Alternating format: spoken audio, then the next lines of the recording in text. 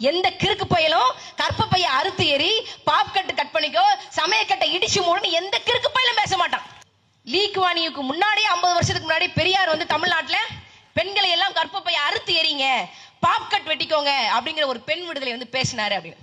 ஒரு காலகட்டத்தில் 1950களில் லீக்வானியூ சிங்கப்பூரினுடைய தலைவராக மாறிட்டார். பீப்புள் ஆக்ஷன் பார்ட்டி அப்படிங்கிற ஒரு கட்சி ஆரம்பிச்சு பெரிய அளவுக்கு வந்து அவர் நாட்டை வந்து சீர்படுத்துறார்.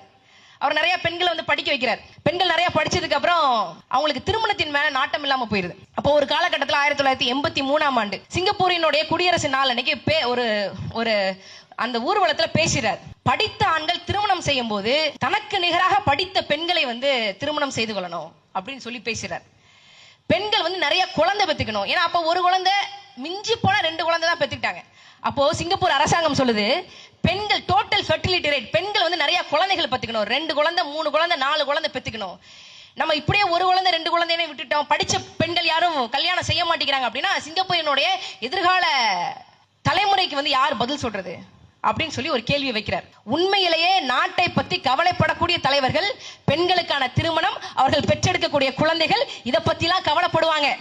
எந்த கிறுக்கு பயலும் கற்பப்பையை அறுத்து எறி, பாப்கட்டு கட் பண்ணிக்கோ, சமயக்கட்டை இடிச்சு மூடுன்னு எந்த கிறுக்கு பயலும் பேச மாட்டான். இப்ப நான் தலைவராக அந்த நாட்டு மக்களும் ஏற்றுக்கொள்ள மாட்டார்கள். ஆனா சிங்கப்பூர், ஆனா நீ பாருங்களேன், பெரியார இந்த சவளப்புல நம்ம உப்புக்கு சப்பானின்னு சின்ன வயசுல நம்ம ஒரு 4-5 பேர் விளையாண்டு இருப்போம். ஒரு சின்ன பையன் இருப்பான், அவன் எதுக்கு ஆக மாட்டான், உப்புக்கு சப்பானி தூக்கிட்டு போற மாதிரி. பெரியாருக்கு வந்து எந்த விதமான ஒரு கல்வி அறிவும் கிடையாது, ஒண்ணும் கிடையாது. இதை நான் மேடையில நான் சொல்லலப்பா, குத்தூசி குருசாமின்னு சொல்லி எங்களுடைய தாத்தா சொல்லியிருக்காரு.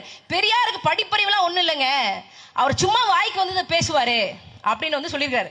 எதையுமே படிக்கிறது இல்லை. அப்ப உப்புக்கு சப்பானியா இருக்கிற ஒரு நபரை லீக்வானி சொன்னார் பாத்தியா, இங்க ஹிட்லர் சொன்னார் பாத்தியா, அங்க லெனின் சொன்னார் பாத்தியா, அங்க மாவோ சொன்னார் பாத்தியா, இங்க பெரியார பாத்தியா, ஏய் படிங்கயா. லீக்வானியுவே எழுதியிருக்காரு. லீக்வானியுவே ஒரு புத்தகம் எழுதியிருக்காரு, from third world to first அப்படிங்கிற புத்தகத்தை.